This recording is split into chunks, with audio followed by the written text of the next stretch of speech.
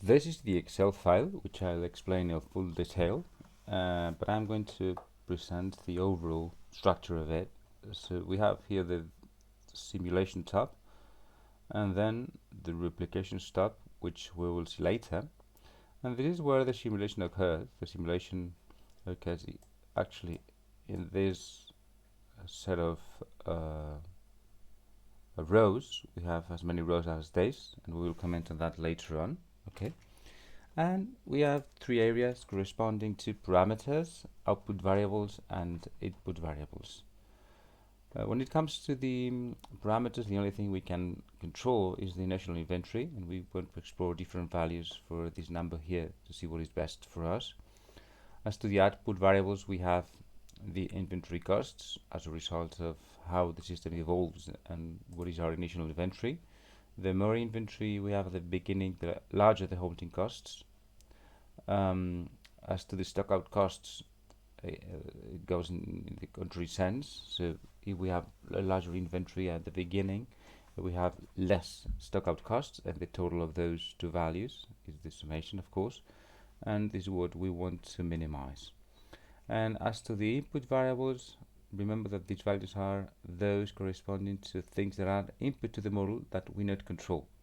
Okay, contrarily to what happens to the parameters, which is something over which we can have some control.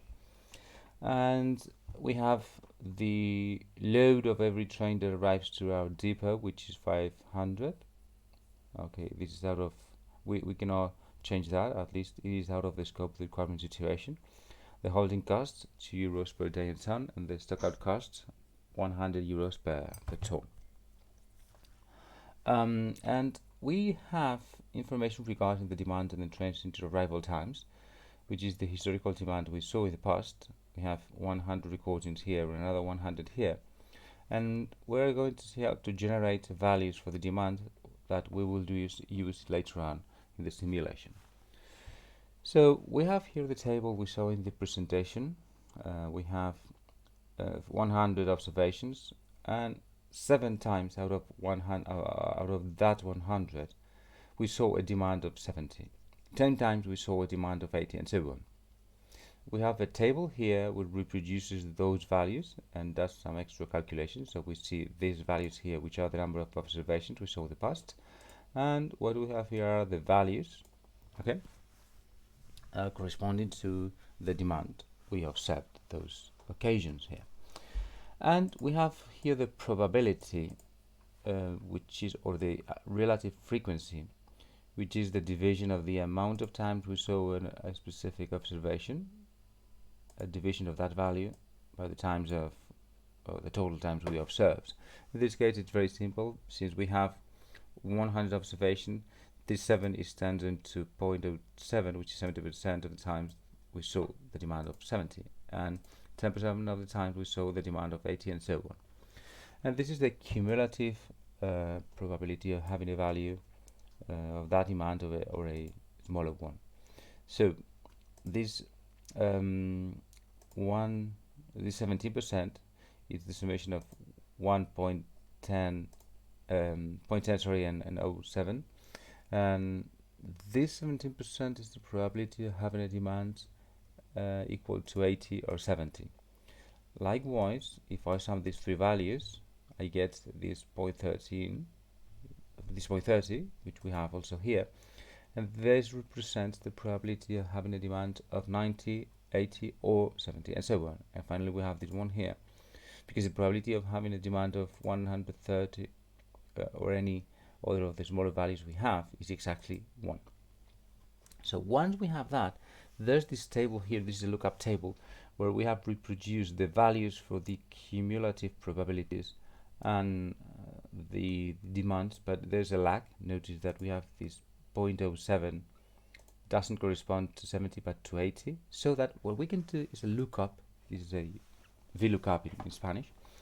So what we can do here is generate a random number between 0 and 1 and perform a lookup within this table. Let's see how it works. If I type a value close to 0.07, let's do this, we get 70 as the demand. For any value which is in between 0 and 0.07, we get 70. We can do that. Okay, goes exactly the same way. But the moment we get a value which is exactly the boundary, we move to the next value. So anytime we generate a number which is between 0 and 0.07, where we get is 70, and that will happen 70% of the times, which is what we want. Now, if we move in between 0.07 and 0.17, let's go to the other limit. What we get is, what did I do wrong? Oh yes, this is wrong. We want this. We get an 80. Again, wrong. I want this, which is close to this value here, 0.17. So anywhere between 0.7 and this value close to 0.17, we get 80. By the moment we get 17, we get 90. And the probability of being within 7 and 17% is exactly 10%, which is why how we built these values here, and so on. So that way, when we write here random in Spanish, this is the formula, we can get different values according to this VLOOKUP. And if I click on F9, I get different values. We get that the demands here follow a distribution according to this empirical distribution that we obtained from the historical data, and that is what we are going to use here in this table. And exactly the same is what I've done here for the trains into arrival times.